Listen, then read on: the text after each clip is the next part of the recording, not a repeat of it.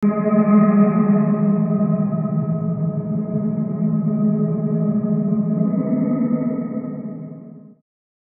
Sobat Totem, balik lagi bersama gue Nardi di obrolan tengah malam. Semakin malam, makin seram. Oke, kali ini gue sudah kedatangan salah satu narasumber, yaitu ojek online yang memiliki cerita pengalamannya sewaktu ia membantu salah satu sahabatnya dari suatu tragedi. Penasaran nih, siapa dengan narasumbernya? Langsung aja kita sapa. Selamat malam, Bang Yose atau Julham. Iya. Bang, terima kasih nih Bang, sudah mau hadir di studio obrolan tengah malam ini dan mau membagikan sebuah kisah pengalamannya nih. Wah, ini serem tapi sedih banget sih Bang. Kehidupan. Dan ternyata di balik suatu tragedi temen ojol lu ini, sebelumnya lu memiliki kejadian yang sampai saat ini lu bisa melihat atau merasakan sesuatu yang di luar nalar manusia. Betul. Wah, itu parah banget sih Bang ya. Iya. Kok bisa lu melakukan hal seperti itu sampai lu hampir mau meninggal? Iya. Harusnya saya salah. Di waktu saya frustasi bukan minta sama Allah, malah saya merenung, mikirin, jadinya gelap, pikiran kosong, ya jadi Hasutan setan ya. hasutan setan, terus kiriman dari manapun jadi gampang masuk. Oh, oke. Jadi pikiran kosong tuh jangan sampai di saat kita lagi frustasi, jangan. Iya. Berat Bang. Iya. Dan kisah pada malam kali ini yang lu mau bawain ini, pelajaran itu banyak banget Bang ya. Banyak Bang, banyak. Oke, mungkin buat kalian di rumah nih yang sudah nyimak cerita Bang Yose atau Bang Julham ini seperti apa dan bagaimana, kalian bisa langsung tulis di kolom komentar. Oke, Bang Julham, mungkin kita tahan dulu nih untuk ceritanya. Dan buat kalian semua nih yang ingin menjadi narasumber di obrolan tengah malam ini dan pastinya memiliki cerita pengalaman horor, kalian bisa langsung aja WhatsApp ke nomor yang ada di bawah sini nih. Jangan lupa kunjungi media sosial kita. Nanti semuanya gue taruh di deskripsi. Bang Julham, sudah siap? Siap. Obrolan tengah malam, kita mulai.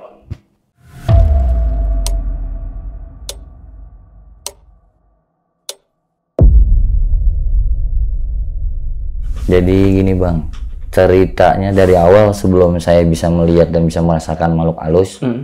Jadi di tahun 2008 saya menikah. Oke. Nah, menikah terus kebenaran 2014 ada masalah.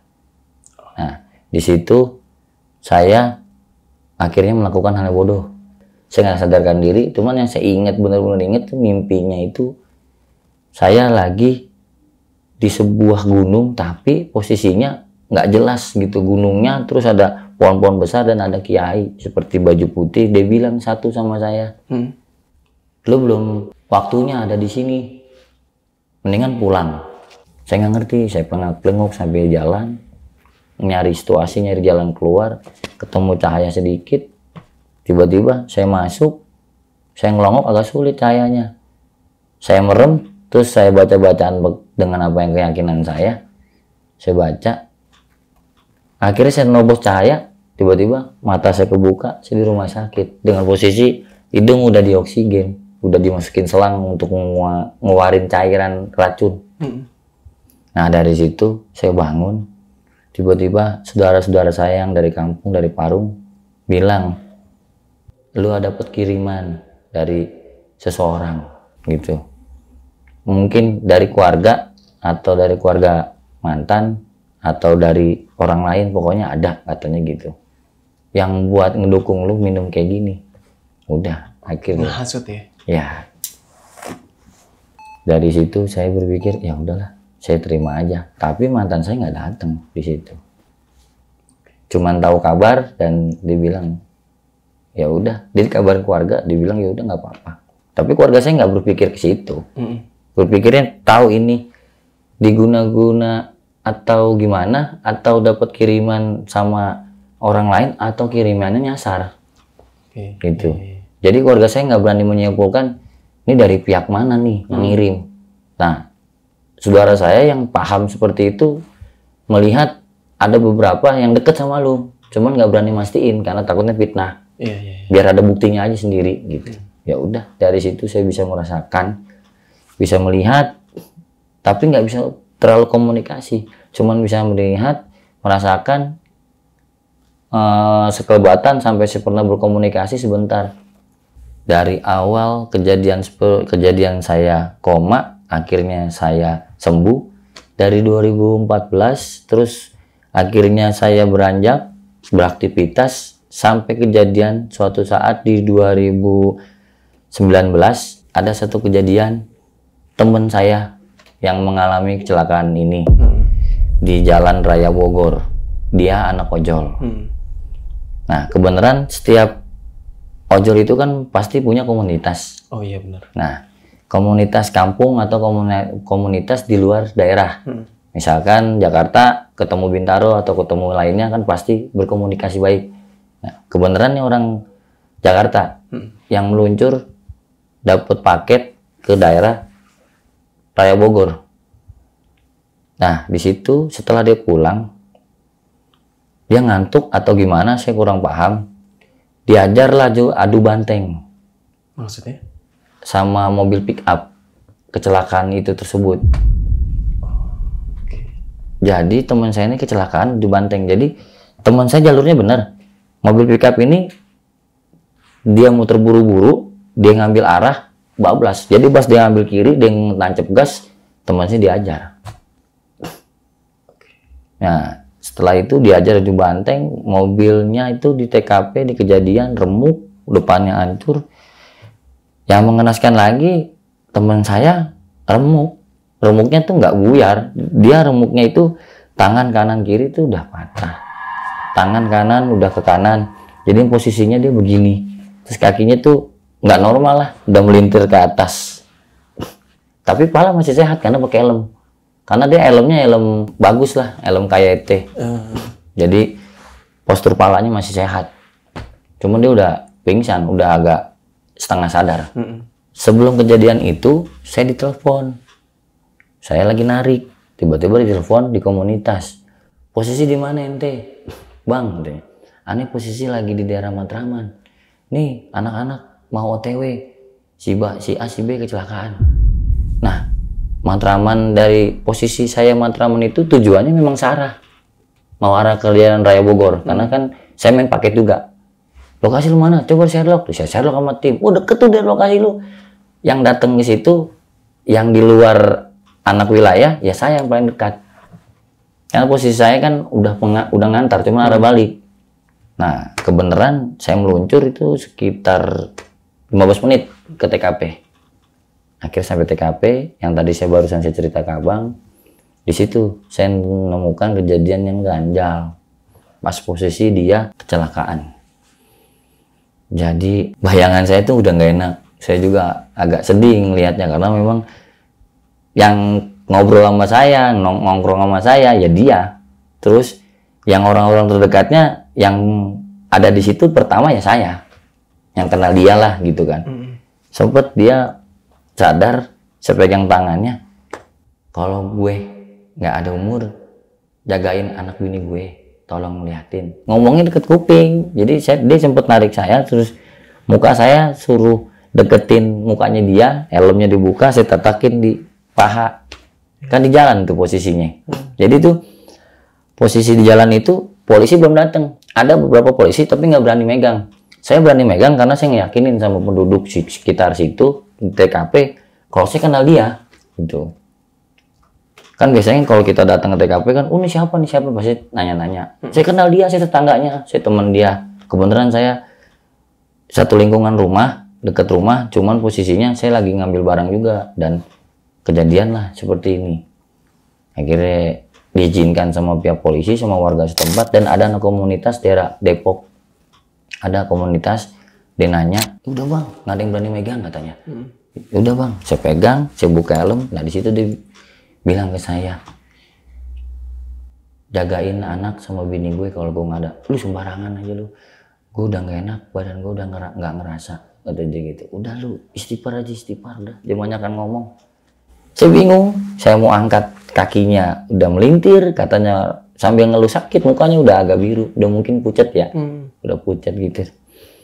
Udah pucat, tiba-tiba posisi keadaan wajahnya pucat, datanglah ambulan bersama kepolisian. Saya mundur, saya diri, saya liatin gini, udah ada diskusi itu. Eksekusinya juga dihati-hatikan karena posisinya takut ngelukain korban. Tuh kakinya itu bang, itu kakinya itu dari nengkuknya begini, nengkuknya udah ke atas, kakinya dilempengin dikit, itu dia langsung teriak karena mungkin katanya udah patah. Jadi pas diajar itu, ajar banteng gimana sih bang kalau ngajar banteng? Jadi mobil sama motor depan-depanan, udah gitu mobil pickupnya itu depannya besi. Iya. Udah dah, nggak bisa ngomong, ngebayangin aja udah gak enak. Makan ya udah akhirnya ada petugas yang meluruskan kakinya. Nah, petugas itu sempat bilang, tolong ambil alat seperti bambu. Jadi takutnya kalau dilurusin dia ngemplek lagi. Saya jawab, kenapa bang? Saya gituin. Ini pak, kalau saya lurusin di tanda, saya mau naikin ke ambulan, takut ngemplek. Emang kenapa? Dia udah patah pak. Duh. Makanya lah dipanggil temennya yang di ambulan, dikasihlah gagang besi seperti kayak tongkat, diganjel lah, dibawa dengkul, diikat. Takutnya gimana sih bang kalau posisi udah ngemplek gitu? Iya sih. Tapi dia nggak berdarah, yang berdarah cuma sini sama pinggiran muka. Karena kan helm cuma setengah, kena muka sini. Cuman luka dalamnya yang parah. Dia bilang gitu. Motornya depannya udah remuk kok. Tinggal ban belakang sama jok belakang. Depannya benar-benar hancur. Nah, akhirnya yang paling parah sih yang kiri. Karena dia ngajar depan, terus kirinya langsung ke depan. Badan kiri yang langsung ngantem ke mobil.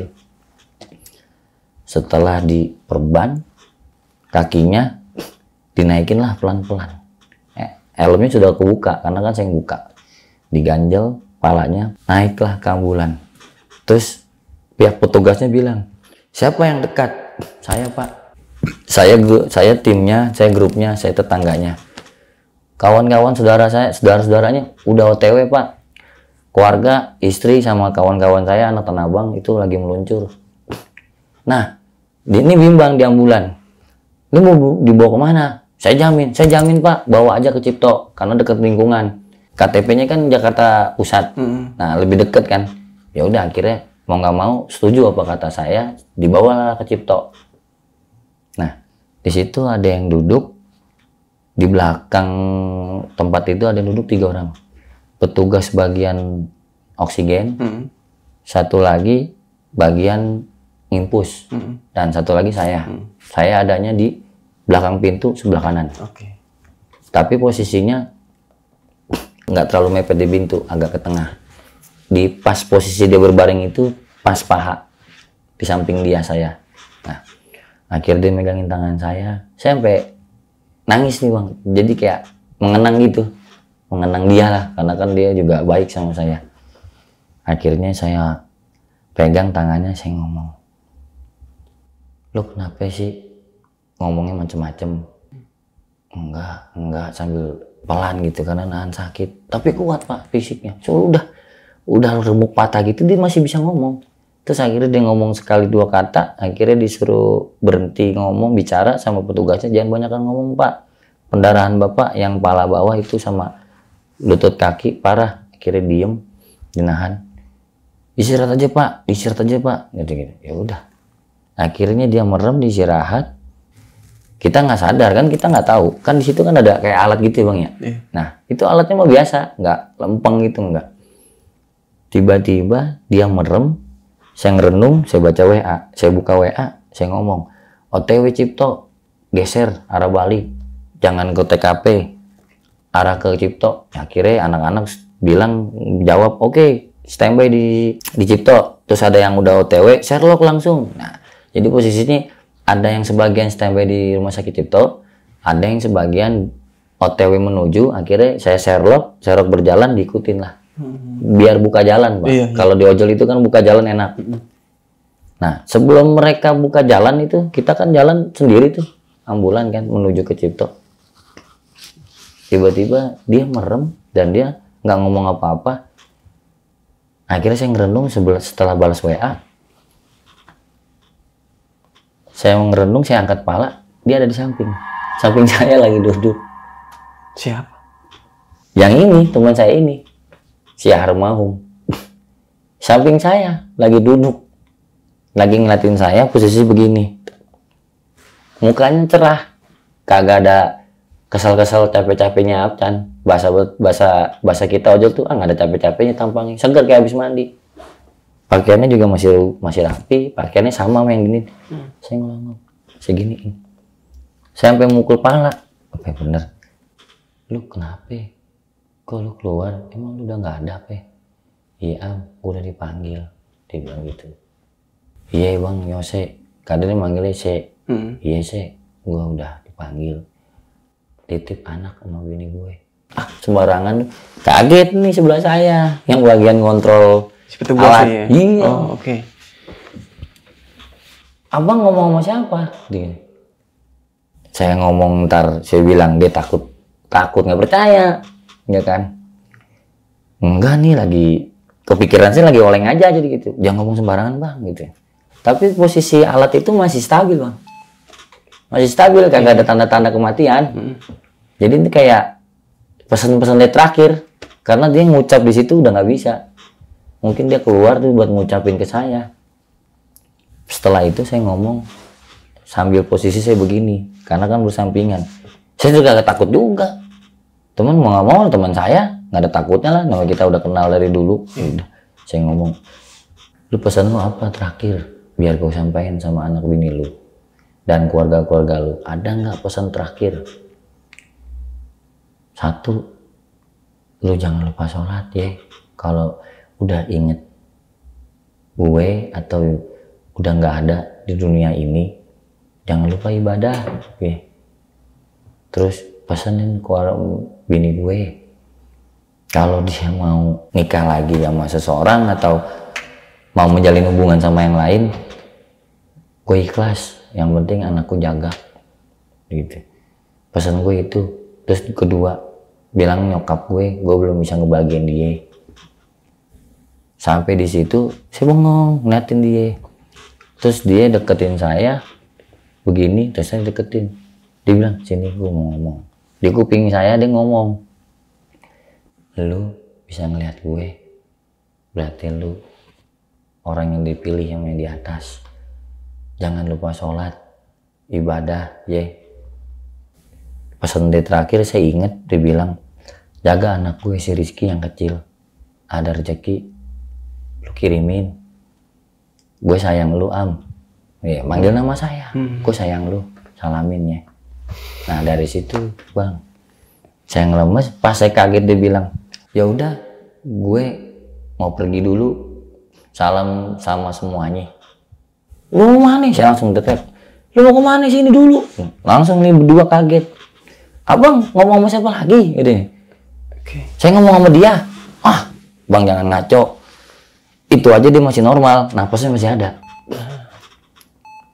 Yang bener Bang jangan ngaco Bang, katanya. Enggak beneran. Saya nggak mau bohong dah. Udah kalau abang nggak percaya ya udah. Udah dah, dia diem, nyetingin alat. Saya duduk ngebalik, saya ngeliatin mukanya, saya usapin jidatnya. Nggak lama, saya usapin jidatnya, tangannya saya pijitin. Tiba-tiba di alat itu tanda-tanda lempeng Bang. Langsung. Tadi kan bunyinya gini, tet gitu kan. Tiba-tiba tet teng aja begitu. Wah udah. Tuh kenapa Bang? Bang, temannya udah nggak ada nih Bang. Aduh, astagfirullahaladzim. Langsung saya nangis tuh. Terus tadi abang ngomong sama siapa? Saya ngomong sama dia. Wah itu pesan-pesan yang terakhir tuh Bang. Gitu. Pesannya apa aja Bang? Ya saya pesan keluarga sih. Dia pesan keluarga. Terus pesan nama saya biar rajin sholat, biar ibadah kedepannya bagus, buat amal kedepannya kalau udah nggak ada di sini. Itu dia gitu pesan. Abang bisa ngeliat? Ya sedikit sih bisa, saya bilang. Saya sedikit bisa. Nggak tahu deh. Pokoknya tiba-tiba dia ada di samping, dia ngirim pesan, ya seperti itu. Nggak lama tuh. Belum dia meninggal, sekitar 5 menit kurang lah. Nggak nyampe 5 menit. Tiba-tiba itu alat udah lempeng. tiba-tiba dinyatakan dia meninggal dunia. Akhirnya dicek lah sama petugas yang sebelah kiri yang lebih tahu medis. Dicek tangan, dicek leher, dicek dada, ditembak lah pakai alat 2 kali, tek, emang lempeng, nggak ada detak-detak kehidupan, nggak ada. Akhirnya dicabutin impusannya, alatnya, terus saya usapin kakinya, kos kakinya aja sobek-sobek, saya bukain, gespernya saya bantu bukain. Itu sih nggak berani sebenarnya, cuman kata dia, petugasnya bukain bang pelan-pelan, dibukain lah celananya semua. Itu dalamannya udah apa ya, udah dengkul kanan kiri tuh udah melintir bang, udah beda. Itu saya udah nggak bakalan lupa dah, karena posisinya pas dia udah nggak ada, saya bantuin nyopot di dalam ambulan, saya bantuin nyopot, saya buka GSPR-nya, dia udah dengkulnya itu udah ke kanan gini, posisi ininya udah beda. Nah dari situ dibuka, dirapikan. Setelah dirapikan, saya bantuin rapiin, celananya saya bungkusin, saya taruh di samping saya. Dan petugas yang sebelah kiri nyabutin alat-alat. Akhirnya saya liatin, saya deketin gini. Terus petugasnya bilang, abang beruntung ditemuin sama dia. Detik-detik terakhir dia udah nggak ada, almarhum nemuin abang. Berarti abang orang yang mungkin selama abang berteman dihargain sama dia. Jarang loh bang, yang orang meninggal begini, kecelakaan, ditemuin sama temennya, nitip salam. Biasanya lewat gitu aja. Kagak ada peringatan, kagak ada nasihat buat kita, atau nggak ada pesan-pesan terakhir, nggak ada. Petugasnya seperti itu ngomongnya ke saya. Saya bilang, kenapa ya bang? Ya babang orang istimewa mungkin. Emang kok bisa ngelihat kayak gitu? Ya adalah beberapa kejadian tahun lalu saya bisa kayak gini. Saya bisa ngelihat, saya bisa komunikasi gitu. Cuman saya nggak bisa ngobatin, cuman dia perlunya apa, dia taunya apa, ya udah. Kadang-kadang kan kalau saya fokus bisa kayak gitu, saya ini nggak kuat bang. Kadang kan kalau kita mau berkomunikasi sama makhluk halus atau yang disebutnya yang di dunia lain seperti kita gitu, beda dunia, itu kan harus ada bacaan, kuat iman. Nah takutnya iman saya belum kuat, takutnya ntar sayanya yang malah jadi kayak orang goyang apa gitulah gitu, saking kita nggak kuat untuk nekunin seperti itu. Ya udah, akhirnya setelah kejadian itu saya berpikir, ya Allah, kok baru kenal dia setahun kok udah kayak gini. Ya udahlah, saya akhirnya saya mau nangis tapi saya tahan sampai kejadian. Pas sampai Cipto, sampai Cipto turun, anak-anak itu di mobil buka ambulan, itu di pintu belakang udah penuh anak-anak ojol. Tim saya anak Tanah Abang, terus kebanyakan anak Petamburan, ada tim-tim ojol daerah Jakarta Pusat. Itu udah ngumpul di daerah Rumah Sakit Cipto, dibukakanlah pintu belakang, ditarik. Saya nggak sempet masuk ke dalam. Saya langsung nyari rokok, saya buka tas, saya ngerokok. Saya duduk di pojokan, anak-anak sibuk. Mau nanya ke saya, kan biasanya kan kalau udah kecelakaan kan banyak yang nanya ya, karena kan saya memang saksi. Ini gimana? Ntar dulu, biar gue tenang dulu. Gue punya kejadian aneh soalnya barusan. Biar ntar gue ceritain deh. Gue mau nenangin dulu sendiri. Bilangin anak-anak jangan deketin gue dulu, gue mau ngerokok, mau ngopi. Pesenin gue kopi. Akhirnya saya mojok ke taman. Nah, anak-anak kumpul di depan. Ada yang mau nyamperin saya, ditahan sama teman saya. Biar si Yose tenangin diri. Dia nggak tahu deh, dia bilangin pesannya ke saya pesan ke teman saya itu, bilang jangan ada ganggu, saya mau nenangin diri. Setelah saya nenangin diri, saya ngerokok, saya ngopi. Itu teman saya itu di dalam, kan anak-anak di sini, ini ada gerbang, dia di dalam pojok sono, deket pintu kamar ruang jenazah. Dia senyum, dia gini-giniin saya. Saya nengok di pagar saya ngerokok, saya nengok begini. Mata saya langsung tuju ke arah kanan. Nah, tiba-tiba di situ ada teman saya bilang gini. Dia kayak pamitan. Saya lari, teman saya kaget, yang banyak, kenapa nih lari? Saya lari, saya ngudak ke sana, dia udah nggak ada. Maksud saya mau nanya gitu. Mau nanya lagi sama dia, mau ngobrol gitu. Akhirnya ya udah. kejadiannya begitu saja. Akhirnya saya nggak bisa lupa dan ketemulah keluarganya. Sampai situ bang ceritanya, ketemu keluarganya. Akhirnya saya ngomong sama istrinya, bapaknya, ibunya nggak datang karena ibunya sakit.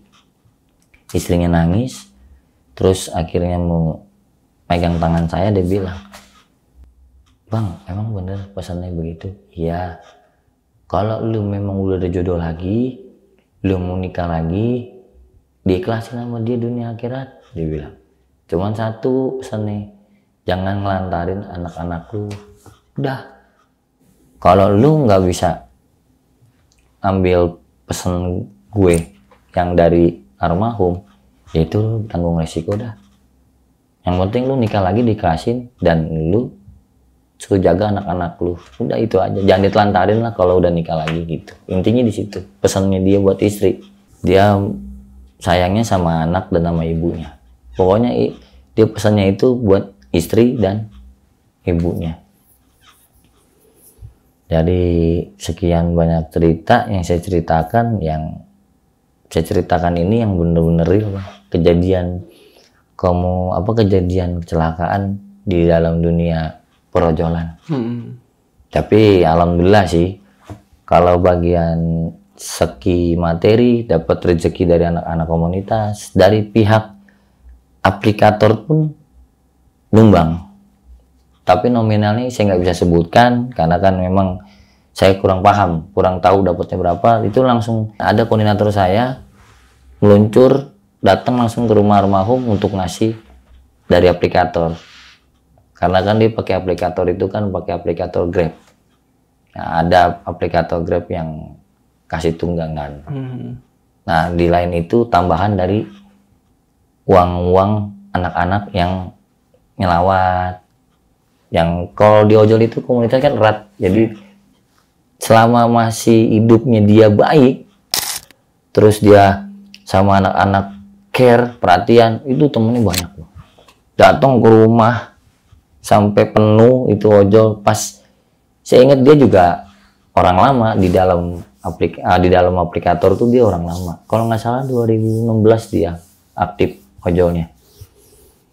Nah, anak-anak juga sempat bilang ini orang baik, lucu katanya gitu. Kok kejadiannya seperti ini? Gitu. Ya mau nggak mau kita harus ikhlas. Kejadian itu yang membuat saya pikir, kok saya bisa ngelihat. Nah dari situ bang, dari pertama itu yang saya jelas bisa berkomunikasi sama makhluk halus, kedepannya ada kejadian-kejadian lagi yang abang bisa alamin ya. Betul. Oke, bang, ini kan almarhum akhirnya dimakamkan lah ya. Iya betul. Nah, setelah itu anak-anak tuh hadir nggak di 7 hari almarhum ini? Maksudnya di pas 7 hari pemakaman, 7 hari di rumah? Iya. Dia datang. Oke. Datang. Pasti selalu datang tuh anak-anak komunitas. Kalau di komunitas yang 40 hari ke depan dia nggak datang. Datang cuma sebagian. Yang rumahnya deket sama rumah almarhum. Oke. Jadi yang jauh-jauh paling cuman kirim salam, ngasih rezeki, kirimin ke kita ngasih lagi ke keluarga almarhum. Oke. Buat tambah-tambahan pengajian. Iya. Gitu. Nah, ketika almarhum ini dimakamkan dan selama 40 hari kan rata-rata orang yang meninggal itu masih di sekeliling ya, masih di sekeliling, masih di dekat rumah lah intinya. Iya. Sebelum 4 hari, sebelum betul. 40 hari ya. Iya betul. Nah itu dari pihak keluarga sempat ada yang ngalami kejadian almarhum ini hadir lagi nggak sih ke rumah untuk melihat istri dan anak ini? Kalau kejadian itu ada, tapi yang kejadian bisa melihat, bisa merasakan tuh anaknya yang umur 12 tahun. Di waktu almarhum meninggal, umurnya 12 tahun tuh anak pertama. Nah, anaknya laki. Itu cerita sama mamanya cerita sama saya. Nah, kejadian itu. Tapi pas saya datang, saya kan 3 hari nggak datang. 3 harian kan kalau di orang kita tuh ada yang tergantung juga sih, tergantung dari pihak almarhum. Dari pertama meninggal pengajian, kedua, ketiga, sampai ketujuh. Nah, dia pertama meninggal sekali, pengajian malam, yang per 3 hari juga, terus libur. Ketemunya per 7 hari. Nah, per 7 hari itu saya datang. Nah, di situ istrinya almarhum cerita. Dan sebelum saya cerita, almarhum ada di deket depan kamar mereka tidur. Jadi pas saya masuk, saya masih pakai jaket ojol. Almarhum ini posisinya kan pintu terus depannya itu kesananya tuh udah kamar almarhum. Jadi saya masuk ke rumahnya itu udah ngeliat dia lagi diri disenyum, ngeliat saya. Dia senyum, cuman senyum lebar, nggak ngomong, cuman dia senyum ngeliat saya. Akhirnya saya buang muka, saya lihat lagi ke dia ngilang. Itu kejadian buat saya. Sebelum saya dapat cerita dari istrinya. Nah, setelah duduk, saya ngobrol pelan-pelan sama istrinya. Ada rezeki juga dari anak-anak, saya kasih. Terus dia bilang, dia manggil saya kan abang. Bang, abang kan bisa melihat. Waktu itu abang kan cerita, almarhum begini di dalam mobil ambulan. Ini si Fikri, anaknya itu yang disebut Fikri, yang umurnya 12 tahun, anak pertama. Cerita sama saya, kata istrinya. Bilangnya begini bang, kok papa ada tuh katanya di depan meja, depan TV gitu. Ah, yang benar kata mamanya gitu. Ada tuh lagi duduk. Ah, kamu jangan bercanda bang. Ada tuh papa katanya. Tapi abang takut katanya. Papa kan nggak ada gitu. Udah nggak ada. Disamperin sama dia. Malam-malam tuh mah pas aku lagi minum air dingin di kulkas. Tiba-tiba aku lihat ke kanan di ruang TV ada papa duduk. Ya aku samperin. Aku tengok, bapaknya nengok ke aku, senyum, terus ngebilai rambutnya dia dari belakang. Terus papanya bilang, dia dipanggilan kan abang jaga mama, jagain nenek. Ayah nggak pulang-pulang katanya. Ayah udah nggak bisa sama abang, jagain mama sama nenek udah. Jangan nakal ya bang, nurut sama mama. Kalau abang punya papa baru, abang nurutnya sama papa yang baru. Nah, Fikri itu masih kecil, baru bangun tidur, jadi dia sadar nggak sadar. Ceritanya itu sama mamanya itu besok harinya siang. Pas dia minta uang sama mamanya, terus dia cerita, tiba-tiba sebelum dia cerita, dia bengong duduk gitu, kayak trauma, terus kayak auranya pucat, dipikir mamanya sakit. Nyatanya ditanya, habis ngelihat papa di ruang tamu. Nah dari situlah cerita anaknya ke mamanya. Setelah ceritalah ke saya. Selain itu ada lagi nggak sih bang? Selain itu saya dapat WA sama istrinya pas 40 hari, sebelum 40 hari dia WA ke saya. Kalau nggak salah sebelum 1 bulan dia WA. Bang, assalamualaikum bang Jul, bang Yose, dia bilang gitu. Kenapa? Ini si Fikri kok ngobrol sendiri katanya. Setiap malam di ruang tamu sama di dapur tempat bapaknya ngopi ngobrol sendiri. Apa ya dia ngelihat bapaknya lagi yang ngobrol? Abang ke rumah dah sebelum 40 hari. Saya mau ngobrol sama abang. Ngeliatin nih Fikri, ponakannya, ya udah dianggap saudara lah saya. Liatin nih ponakannya gitu. Ya udah coba saya lihat.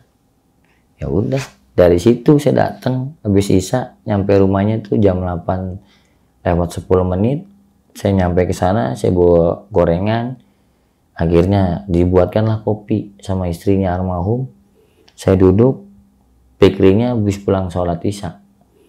Habis main, saya panggil, saya ngomong. Bang, abang lihat ayah ya? Iya om, aku ngobrol sama ayah sambil cengeng-cengeng. Kok bisa? Bisa dong om, kan ayah apa-apa ada di samping aku, kata dia gitu. Terus saya bilang, jam berapa. Kadang-kadang kalau papa ada, kan abang tahu kan papa udah nggak ada. Iya, abang tahu om, papa kan udah dikubur. Dia bilang, Fikri nggak takut? Enggak, itu kan papa Fikri. Ngapain Fikri takut? Papa baik kok, gitu ngomongnya. Pesannya apa lagi? Pesannya cuma itu doang om. Kalau ketemu Fikri nggak ngobrol. Fikri nanya, papa senyum, megangin pala Fikri, ngilang. Udah. Terus Fikri pernah digentayangin atau dimasukin gitu, atau misalkan Fikri diganggu? Enggak pernah om. Cuman tengah malam Fikri ngelihat papa, kadang-kadang pas Fikri mau ngedusin minum atau Fikri mau buang air kecil, tuh ada suara yang aneh-aneh. Kayak misalkan apa, dia sering naruh helm, terus sering nonton TV kadang nyala sendiri, sering di kamar mandi ada gayung yang ada orang kayak habis buang air besar, ada orang kayak orang mandi, padahal dibuka sama anaknya itu nggak ada. Kan kamar mandinya itu pintunya itu plastik, jadi dia tinggal geser pakai tangan pun anak kecil bisa dilihat, nggak ada. Dipikir mamanya, kan di situ yang tinggal kakeknya tidur, neneknya nggak mungkin kamar mandi kan, karena neneknya dia kan nggak bisa jalan, sakit. Ibunya di kamar lagi tidur sama adiknya, dan dia doang yang keluar di dalam rumah. Dibuka sama dia, nggak ada orang. Oh ya udah, akhirnya Fikri ke kamar. Pas sampai kamar Fikri merem, kok tiba-tiba Fikri ngeliat papa lagi ngeliatin aja. Terus Fikri ngomong, papa udah ya, Fikri mau tidur. Udah, akhirnya Fikri dianya tidur, merem. Setelah itu dia tidur dan ngomong lah sama mamanya, cerita. Tapi mamanya nggak cerita ke saya, karena kan posisinya pas saya ngobrol sama Fikri, mamanya lagi beli kopi. Habis itu langsung ke dapur bikin kopi. Jadi saya ada waktu untuk ngobrol sama anaknya. Berarti si almarhum ini punya 2 anak ya? Iya, 2 anak. Yang terakhir ini cewek atau cowok? Yang terakhir cewek. Oh cewek. Iya, umurnya sekitar di waktu mau meninggal, setahu saya, seingat saya tuh setahun berapa ya? Setahun 3 bulanan. Kurang lebih segitu. Yang kedua, perempuan. Namanya kalau nggak salah Akila. Nah, yang mungkin sekarang udah SD kali ya, kalau yang kedua. Nggak berapa tahun saya nggak ke rumah, sempat kejadian handphone saya hilang, jadi lost contact. Sampai sekarang. Tapi teman-teman saya yang dekat rumah almarhum, katanya almarhum rumahnya udah dijual, ibunya udah meninggal, jadi rumahnya dijual, dipindah dia di daerah Bogor. Katanya sih gitu. Di daerah Bogor dipindah, dia tinggal sama 2 anaknya dan bapaknya dibawa. Oke. Nah, itu kan kejadian itu sebelum atau sama sesudah 40 hari nih. Iya, Bang. Nah, ini kan udah lama banget ya kejadian. Maksudnya abang ini sama anak-anak komunitas sempat nggak sih ziarah ke makam almarhum tersebut? Jujur ya bang, kalau saya kemarin sekali, itu pun sama adik iparnya, karena adik iparnya itu Gojek dan satu tim sama saya di daerah Palmerah. Oke. Ketemu, dia bilang, lu nggak ke tempat CS lu? Siapa? Ke bang ipar lu? Iya. Ke rumah dia yang di Bogor? Bukan. Kita nyekar yuk. Gue pengen dah, gue ada rezeki nih. Lu nggak usah ngapa-ngapain bang. Lu nggak usah beli kembang, ngerokok, makan, ntar gue yang tanggung. Lu temenin gue aja udah yuk. Gue ada rezeki kata dia. Besok aja dah, gue ngajak dulu. Besok kan Jumat. Habis Jumat kita berangkat. Udah, kebenaran dia dikuburnya itu di daerah TPU Joglo. Nah, kita datang, terus sampai sana kita bacain ayat, bacaan doa. Di situlah, saya nggak bisa melihat, cuman tiba-tiba adik iparnya itu langsung nangis, terus langsung bilang ke saya, nih abang bisikin gue, katanya gue jangan lupa sama mpok ipar gue. sama empu gue gitu, suruh jagain. Dia bilang, bang, kayaknya ada bisikin gue dah. Dia bilang, kayak bayangan gitu suaranya, ngebayang-bayang. Udah jangan lupa mau ponakan lu, jagain po lu, udah. Itu doang. Lah gue enggak, gue gitu. Capek kali bang sama lu, ngikip salam mulu, kan lu bisa ngeliat gitu, dia gitu. Ngomong ke sayanya, makanya dia ngomongin saya. Jadi posisi kita nyekar, dia di kanan, di kepala, megang, saya di sampingnya. Harusnya posisinya saya di samping juga, karena saya ngikut dia, ya udah saya samping dia aja. Kita baca doa, terus setelah baca doa ya dia dibisikin seperti itu. Iya. Ketika lu narik, ini kan yang tadi lu menceritakan sahabat lu nih ya, bisa dibilang kental banget lah. Iya. Dan bergabung di aplikator ini udah lama banget. Iya. Tapi masih lebih lama lu gitu. Betul, kita kenal sama dia di aplikator, bukan teman dari rumah ya. Cuman udah memang sehati bang, karena sering ketemu gitu kan, ngobrol. Jadi dianggap ya sebagai saudara lah. Iya, betul. Benar. Nah, ketika lu narik, ada nggak sih rasa apa ya, bisa dibilang flashback ke kenangan-kenangan lu sama dia? Iya, waktu susah-susahnya narik atau lagi senang-senangnya narik. Saya pas lagi ngelamun, ada orang baru di dalam shelter itu pernah bicara, dibilang gini, hidup susah, jangan belagu, ya kan? Ngojek buat bini, jangan buat yang macam-macam. Itu kata-katanya sama persis kayak dia. Dia kalau nyetuk begitu, lu udah gembel, belagu lagi gitu. Nah itu saya langsung kebayang ke dia. Itu saya nggak kenal dia ngomong gitu, cuman saya lagi ngopi, capek, saya lagi ngerenung, namanya kita habis ngojol, capek, istirahat dulu, siang panas. Itu ada, saya nggak kenal, tiba-tiba ada orang ngomong bercanda sama temennya, ngomong begitu. Yang sama kayak almarhum. Ya, kata-katanya itu. Yang diingat anak-anak kan almarhum celutukannya sama orang Betawi juga dia. Celutukannya gitu, canda-candaannya gitu. Lu udah susah belagu, gitu dia. Gaya-gayaan gitu.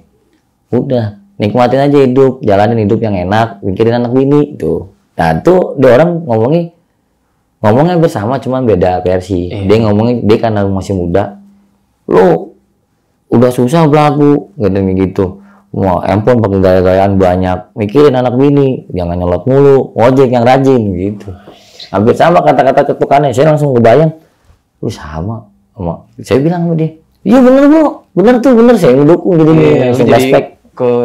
Inget sama almarhum jadinya. Iya. Gara-gara ada salah satu ojol yang ngomong kayak gitu. Betul. Berarti almarhum ini maksudnya dulu sebagai motivator buat anak-anak yang lain ya? Ya termasuk tua juga. Dia meninggal itu umur 39. Udah tua. Kalau masih hidup mungkin udah hampir 50 sih. Jadi senior juga sih. Dalam umur senior, pengalaman juga. Setahu saya sholatnya juga agak rajin, almarhum. Dan nggak ada musuh di dalam komunitas itu, nggak ada musuh. Malah dia tuh yang ngebanyolin di dalam grup. Banyolannya nyeltuknya sedikit, tapi anak-anak langsung nggak ngomong kalau dia nyeltuk gitu. Bang, ini kan kejadian lu bisa berinteraksi oleh makhluk halus atau jin lah ya, bisa dibilang, atau ya semacamnya lah. Ini kan gara-gara ada suatu tragedi yang menimpa diri lu sendiri nih. Itu sampai akhirnya lu bisa dibilang hampir mau meninggal ya. Betul. Karena bisikan yang lu dapat pada saat itu. Nah, emang seberat apa sih bang masalah lu waktu pada saat itu? Ini ya bang, ini kan cerita soal pribadi ya. Nah, jadi sebelum kejadian saya bisa melihat almarhum itu, saya punya yang namanya pernah ngejalin hubungan lah sama seseorang sampai menikah. Nah, di suatu saat kita ada problem, ada masalah. Intinya masalah ekonomi dan masalah perasaan. Ada orang ketiga di balik saya. Posisi lo lagi ngojol juga ya? Ngojol plus kerja juga. Nah, terus yang lebih parahnya lagi, ini apa namanya, orang ketiga ini lebih tua dari saya. Kalau saudara dan orang lain atau teman-teman saya yang ngerti saya, yang kenal saya, kenal keluarga pasangan saya, mantan saya, itu bilang mendingan saya gitu. Tapi kok bisa gitu. Ya udah tuh resiko mereka lah, mereka sama-sama suka, ya udah. Tiba-tiba ini ketahuan, akhirnya apa ya, kita diskusi sama-sama. Di saat dia benar-benar ngelawan, menjalin hubungan sama seseorang, saya tegur, dia nggak terima. Dari situ saya udah hilang konsentrasi, makan jarang, kerja ngojek enggak, sampai beraktivitas kalau nggak salah seminggu lewat sehari, Bang, saya nggak gerak di kamar. Ketahuannya sama lu ini di mana?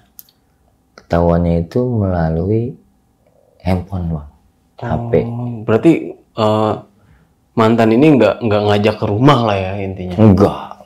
Jadi lewat handphone gitu. Ya. Sampai lu kepikiran lah intinya. Betul. Ya? Dan kebenaran WA-nya itu yang balas saya. Oh. Jadi saya meyakinkan kalau ini siapa dan siapa. Kebenaran sang mantan juga lagi tidur sebelah saya.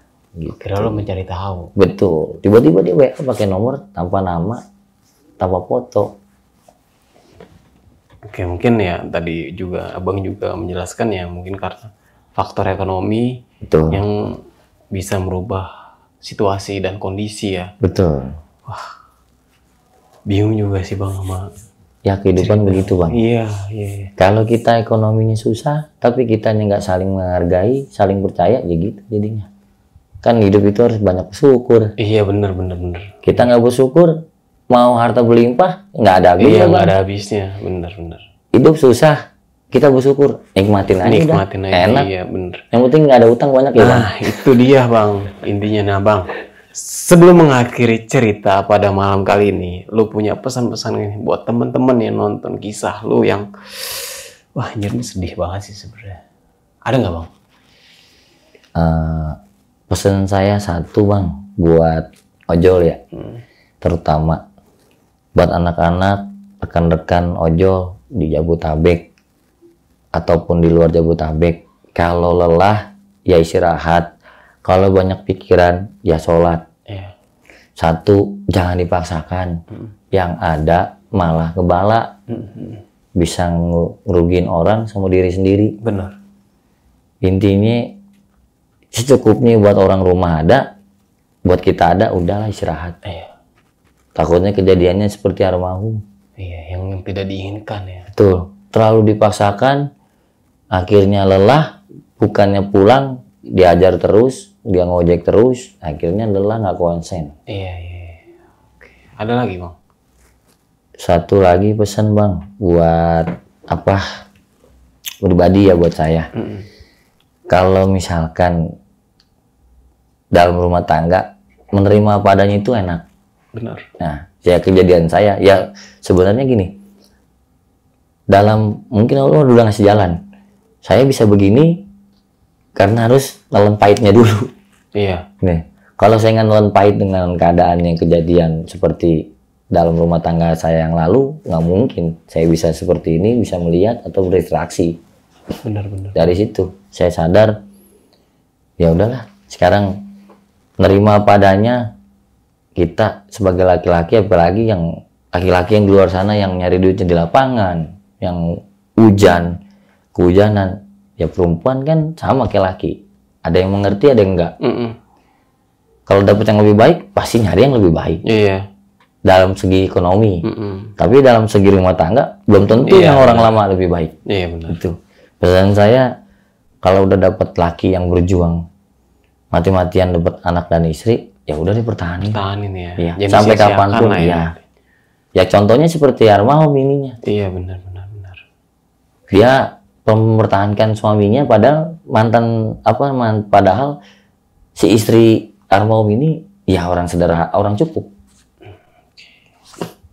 Itu aja sih pesan saya. Oke bang, sekali lagi terima kasih nih Sama-sama Bang. Sudah mau membagikan sebuah kisah pengalamannya. Oke, mungkin itu aja. Gue Nardi pamit undur diri. Sampai jumpa di video-video selanjutnya.